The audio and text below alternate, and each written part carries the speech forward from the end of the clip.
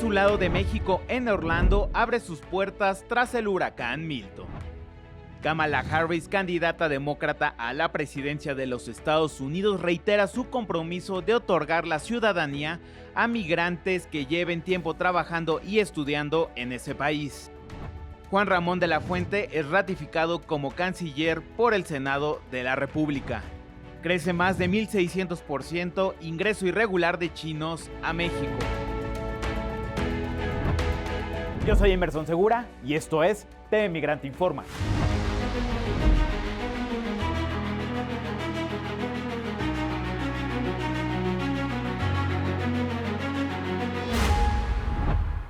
La noche del miércoles 10 de octubre y la madrugada del jueves 11, el huracán Milton golpeó la costa oeste de Florida con vientos máximos sostenidos de 205 kilómetros por hora.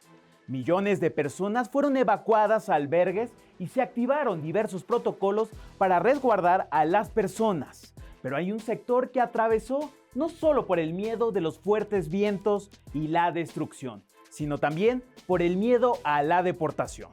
Estamos hablando de los migrantes. Se estima que Florida cuenta con al menos 4.8 millones de migrantes y de 250,000 migrantes mexicanos que viven en las zonas y ciudades golpeadas por el ciclón. Hay que decir que muchos migrantes temieron por su vida y dudaban en acudir a los albergues por el temor a ser detenidos. Si bien el Departamento de Seguridad Nacional señaló que áreas como refugios, rutas de evacuación y centros de distribución de suministros son consideradas zonas protegidas y no se realizarán operativos migratorios a menos que exista una amenaza para la seguridad nacional, Florida es un estado gobernado por el republicano Ron DeSantis, un estado donde la criminalización de los migrantes ha sido su botón de orgullo y el racismo su rostro más evidente.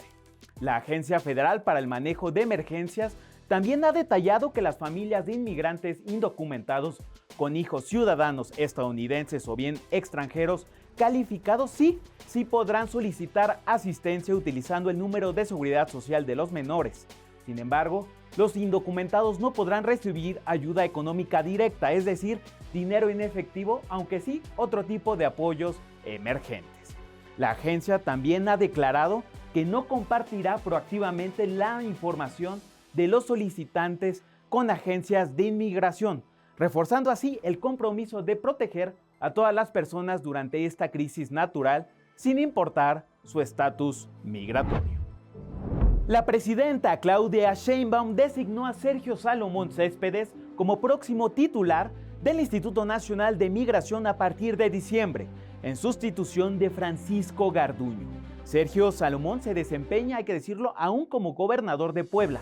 Vamos a ver lo que dijo la presidenta y el gobernador tras este anuncio.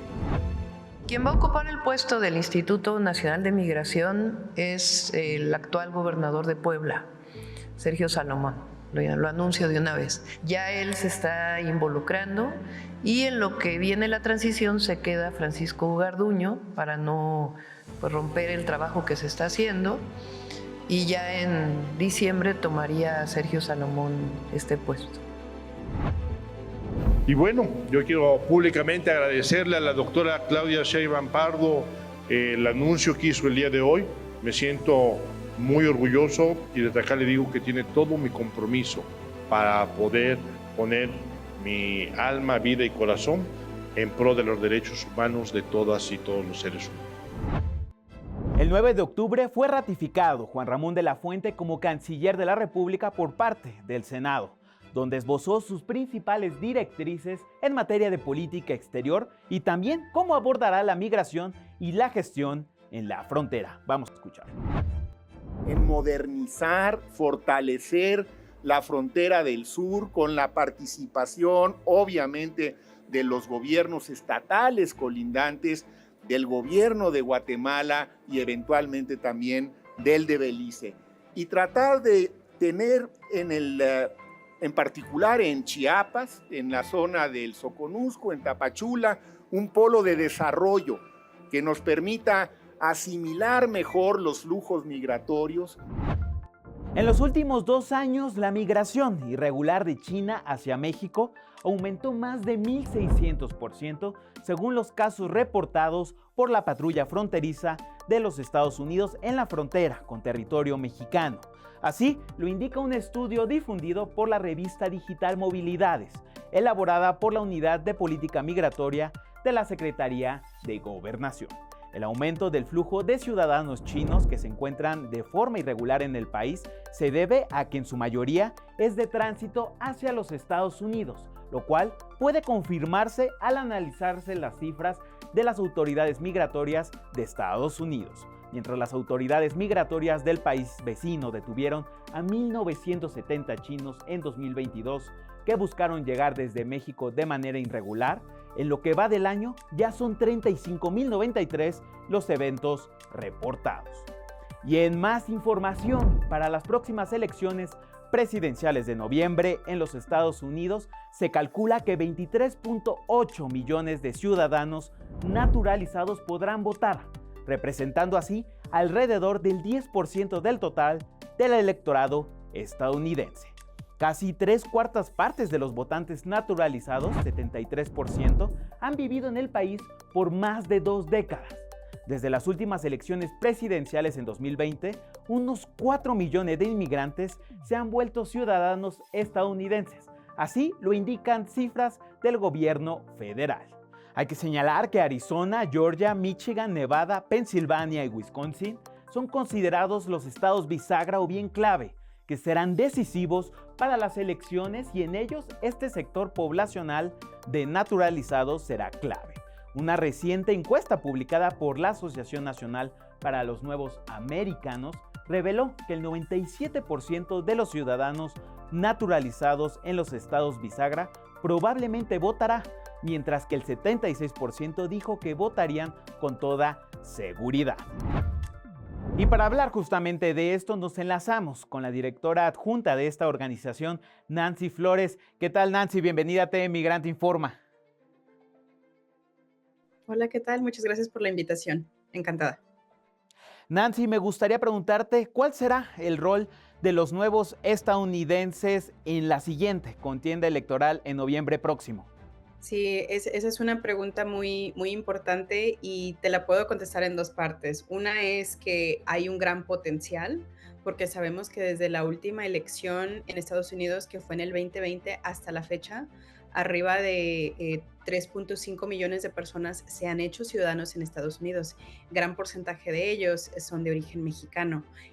Así que el potencial es grande, porque sabemos que en este país hay muchos estados que se conocen como bisagra o estados donde no está concreto por qué partido van a apoyar o por qué partido se van a decidir. Así que esos son los estados donde están muy enfocados y donde el voto de esos mexicanos, de esos nuevos ciudadanos, va a ser muy clave. Un punto es el potencial y el otro punto es, en realidad este número se vuelve impactante cuando las personas votan.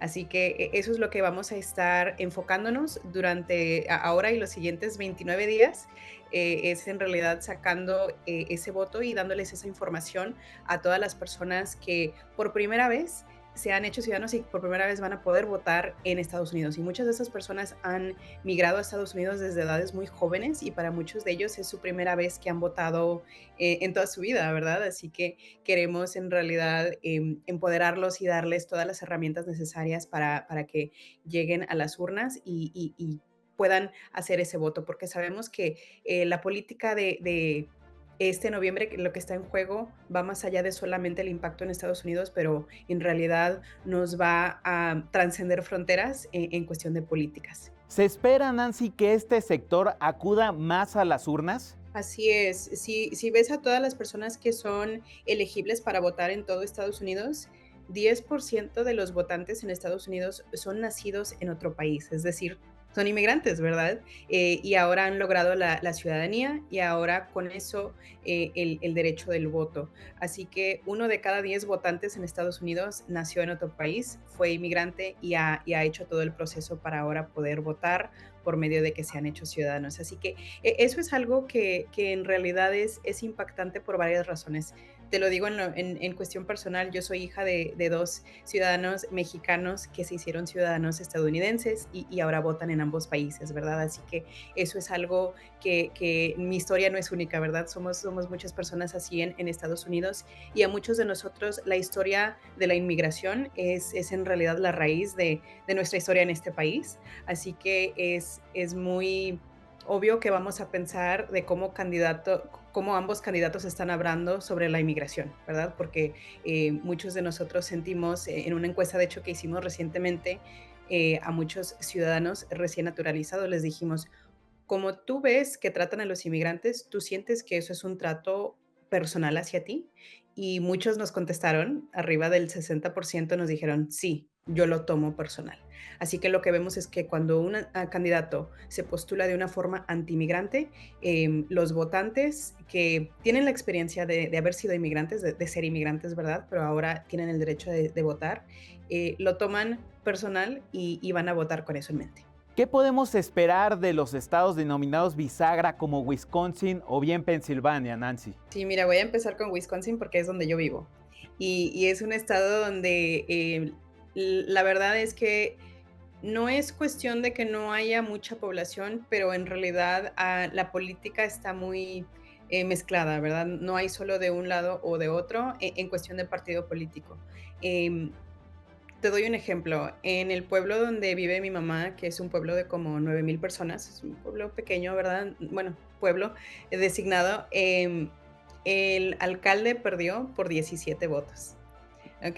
Te doy una idea por los márgenes tan cerca por los cuales en realidad esos candidatos están peleando por eso. Ahora vamos ahora a la cuestión de la elección presidencial de la elección pasada en el 2020. En el estado de Wisconsin, el que ganó la elección, el presidente Joe Biden, ganó la elección por arriba de, creo que fueron 21,000 votos. Si comparamos el número margen de la victoria, ¿verdad? Con el número de cuántas personas se han hecho ciudadanos, el número de cuántas personas se han hecho ciudadanos está más grande que el margen por el cual se ganó el estado. Así que eso lo vemos aquí en Wisconsin, casi con diferencia de 1,000 o 2,000 votos. En Pensilvania lo vemos también, alrededor de 80,000 votos, son 90,000 los que ya se han hecho ciudadanos. Y en Arizona, en el estado de Arizona, es algo muy interesante porque ahí vemos que el margen está aún más cerrado. 10,000 votos fueron por el cual se ganó el estado de Arizona y vemos que el número de votantes recién naturalizados desde el 2020 hasta la fecha es arriba de 6 veces más grande que eso. Así que gran oportunidad, en realidad, como te digo, tenemos los números. Ahora la pregunta en realidad es si nuestra gente está dispuesta a activarse. ¿Cómo ves a los partidos políticos en su cruzada por atraer a este sector poblacional a las urnas, Nancy? Sí, claro. Yo creo que el discurso es gran parte porque muchos de nosotros ya queremos que termine la elección, ¿verdad? Es algo que en realidad te satura. Yo personalmente he recibido varias de estas panfletas por correo y creo que los dos partidos tienen muy en claro que necesitan ganar a votantes de minoría. Y los votantes recién naturalizados son definitivamente un bloque sumamente nuevo que se está dando a notar porque ya ha llegado a números que pueden tener impacto, ¿verdad? Antes tal vez un poco menos, pero ahora están tratando este bloque electoral como los jóvenes que cada año cumplen 18 años, ¿verdad? Por primera vez van a votar y es como un primer voto que va a definir mucho su carrera como votantes, ¿verdad? En este país. Así que en cuanto a la retórica y todas estas cuestiones, lo que vemos por parte de Donald Trump es en realidad muy parecido a lo que hemos visto con una diferencia muy notable que yo he visto personalmente como votante, te puedo decir, latina, ¿verdad? En este país. Ellos están hablando antes, decían Latinos for Trump, Latinos para Trump, ¿verdad? Ahora lo que estamos viendo es que están diciendo Latinos americanos para Trump. Ok. ¿Qué es la diferencia aquí? Que ellos quieren hacer, dentro de los latinos, quieren ellos como que crear una división. Es decir, tú ya de segunda, tercera generación de latinos ya en Estados Unidos, vente a este lado. ¿verdad? Está como que la invitación del Partido Republicano invitándoles a ese lado. Y no vemos esa misma invitación a los votantes recién naturalizados, ¿verdad? Donde también hay, tal vez inglés no es su primer idioma, muchas otras cosas. Lo que vemos que por el lado de la campaña de Harris, vemos esta literatura en varios idiomas. Incluso creo que en esta campaña han hecho, tuvieron un comercial donde la familia estaba comiendo pozole, ¿no? O sea, algo ya que dices, bueno, yo como siendo una persona mexicana, yo lo entiendo porque en realidad es un platillo que comería mi familia, la casa, los niños, el papá llega de trabajar, se ve que trabaja en algo como tipo construcción. En realidad están estudiando más al electorado por parte de la campaña de Harris en cómo hablarles, pero no en cuestión de política. No están pasando políticas que sean más favorables para los inmigrantes, que hagan el acceso para inmigración a este país más fácil para el inmigrante, y lo que muchos de nosotros, muchas de nuestras familias son inmigrantes, ¿verdad? Así que en esa cuestión no, pero todo eso está por verse y ahí es donde muchos de nosotros estamos ejerciendo esa presión también. ¿Y qué decir, Nancy, del reciente programa del presidente Joe Biden, Parole in Place, así como la regularización de los Dreamers?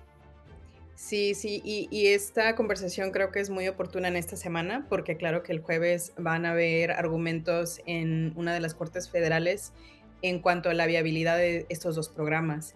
Así que sí, es algo muy desconcertante que estén en limbo.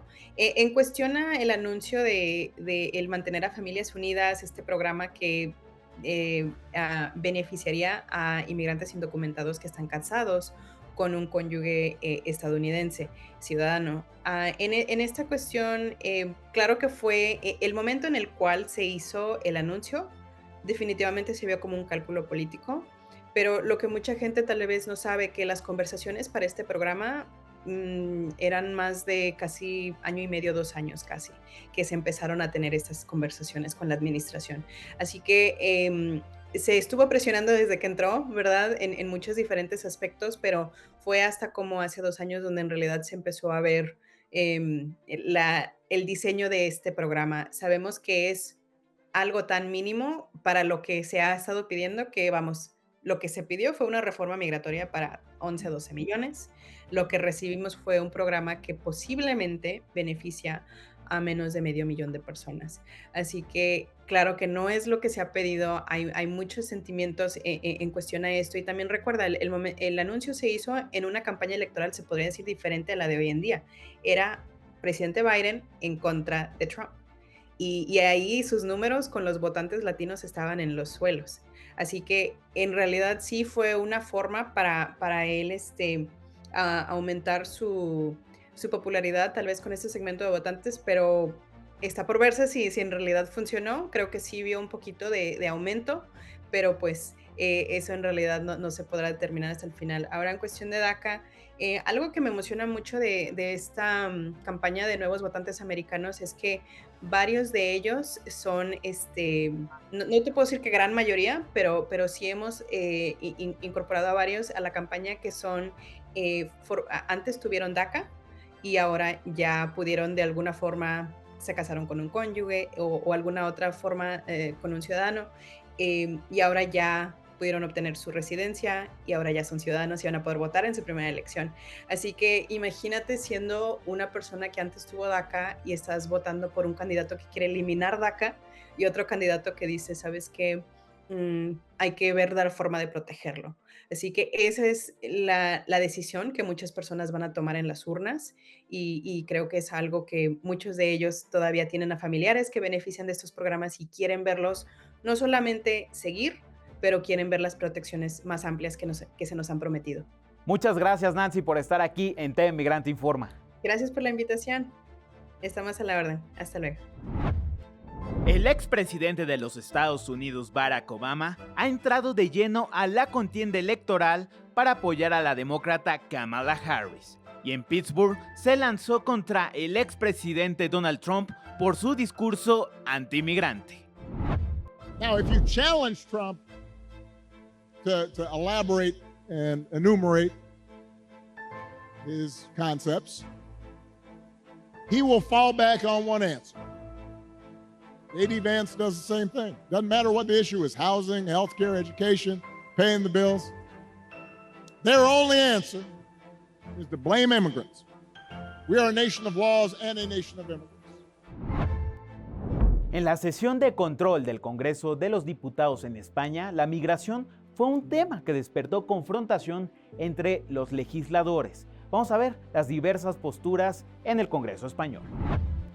Vamos a reclamar una política corresponsable y solidaria en Bruselas, exigiendo que toda Europa se implique de manera efectiva en la gestión de los flujos migratorios que recibimos los países del Mediterráneo. Métanlos ustedes en sus casas si son tan filántropos y tan solidarios. Acójanlos en las casas del pueblo, acójanlos en sus mansiones o allá donde ustedes vivan, que los acojan los poderosos y los oligarcas filántropos que dicen que tanto necesitamos la inmigración ilegal. Ustedes suben aquí a decir que los hombres migrantes sí son violadores en potencia. La contradicción se explica por sí sola. ¿Saben quiénes son unos violadores demostrados y absueltos, por cierto? Unos empresarios murcianos, blancos, ricos y españoles, que han sido absueltos después de violar a menores en Murcia. Y ustedes no se quejan mucho, con lo cual quizás son unos hipócritas y unos racistas. Líderes de extrema derecha en Europa se manifestaron el pasado 6 de octubre en apoyo al viceprimer ministro italiano Matteo Salvini. ¿La razón? Salvini enfrenta una posible pena de prisión de 6 años por negarse a dejar atracar un barco de inmigrantes cuando era ministro del Interior en 2019. Vamos a ver la siguiente historia.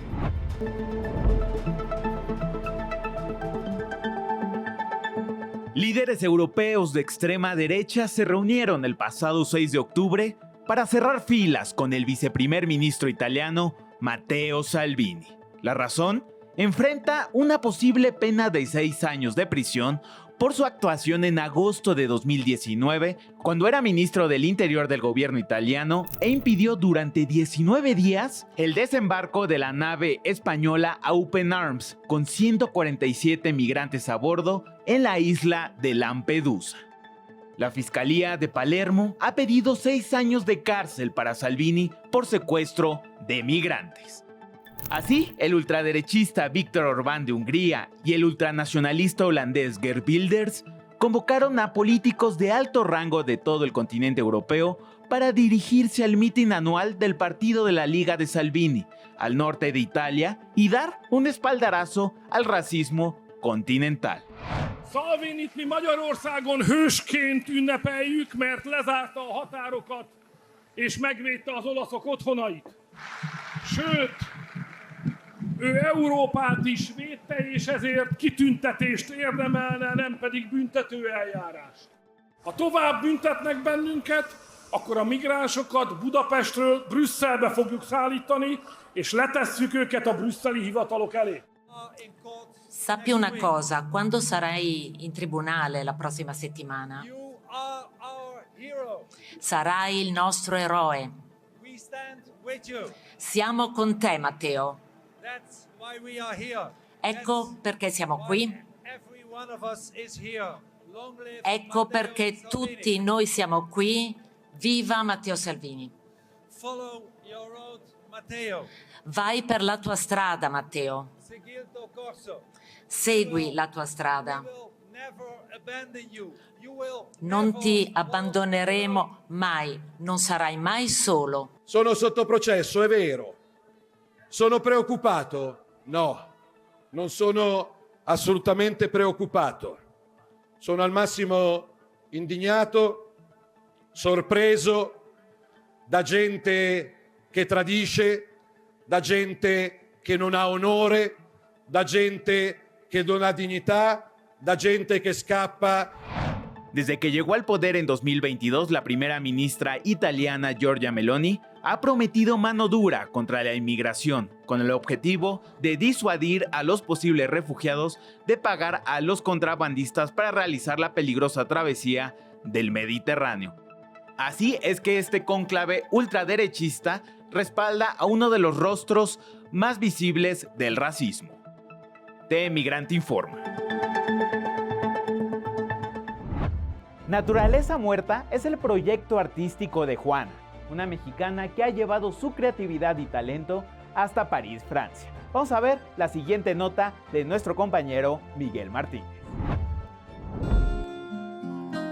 Una galería de París expone las obras de una artista mexicana que lleva 18 años pintando y prácticamente 9 años viviendo en Francia.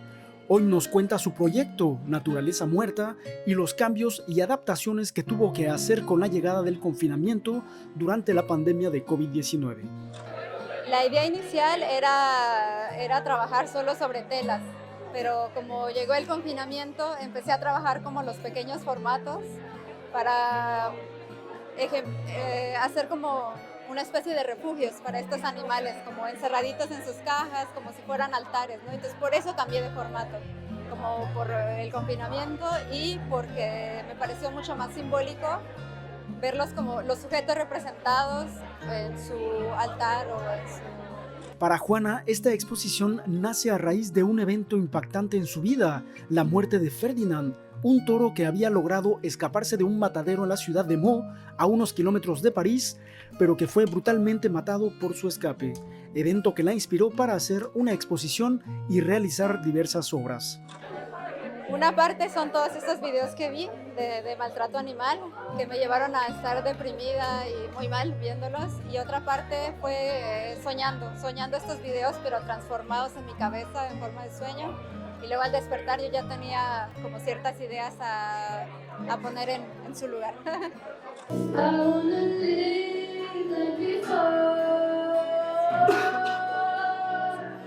Durante la inauguración, un pequeño concierto fue dedicado a la exposición con 3 músicos. Para Juana, cada detalle está pintado también en cajas de vino recuperadas para este proyecto. Estas representaciones es de la naturaleza en general. También por eso se llama Naturaleza Muerta, porque todos los animales que van a ver en la exposición son en peligro de extinción, ya extintos o explotados, y todo por la acción humana. Entonces, para mí sí es una invitación a nuestra manera de acercarnos al mundo y a los otros seres que lo habitan, porque pues no estamos solos, ¿no? Entonces hay que ser más empáticos, creo yo. Con este lenguaje simbólico, Juana Sabina Ortega busca que las personas vuelvan a descubrir lo que une a nuestro mundo y la forma en que vivimos. La exposición estará en la Galería Parisina Artivistas hasta el próximo 3 de noviembre. Desde París informó para TV Migrante Miguel Martínez.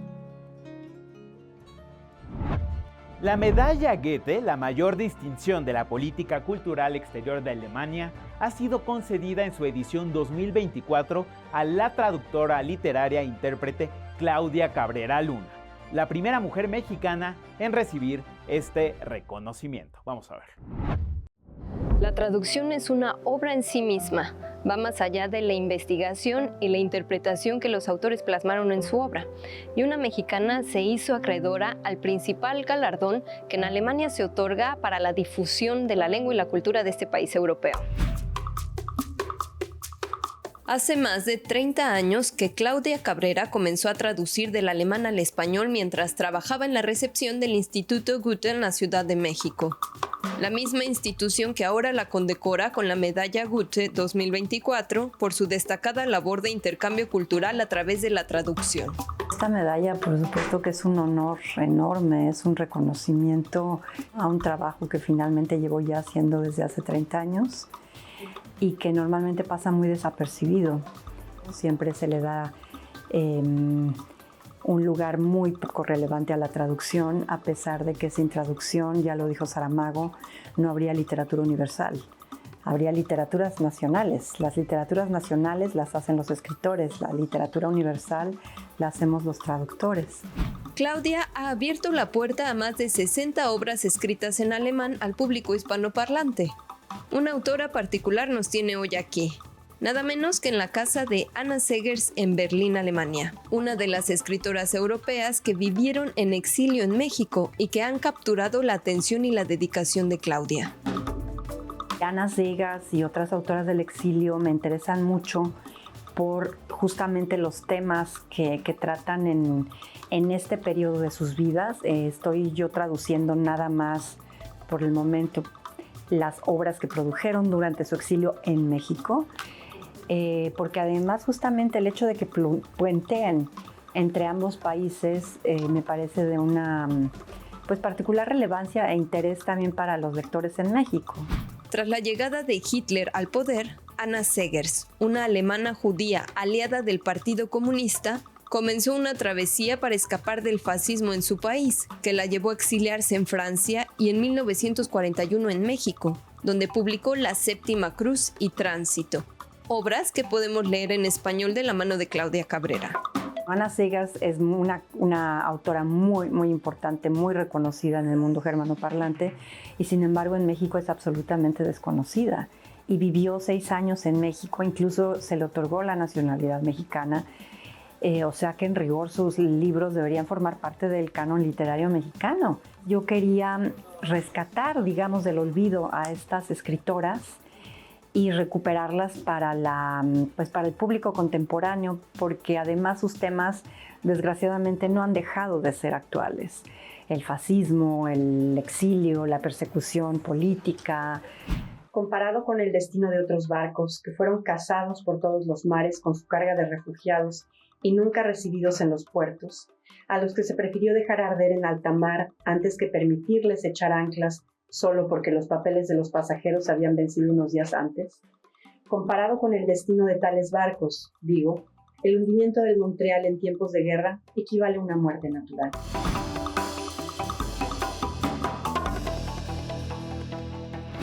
Desde Alemania, para TV Migrante, Elise León. Muchas gracias por estar en este programa de TV Migrante Informa. Yo soy Emerson Segura y no se pierda todo nuestro contenido en Altavoz Radio, MX Plus y desde luego en Canal 14. Hasta la próxima.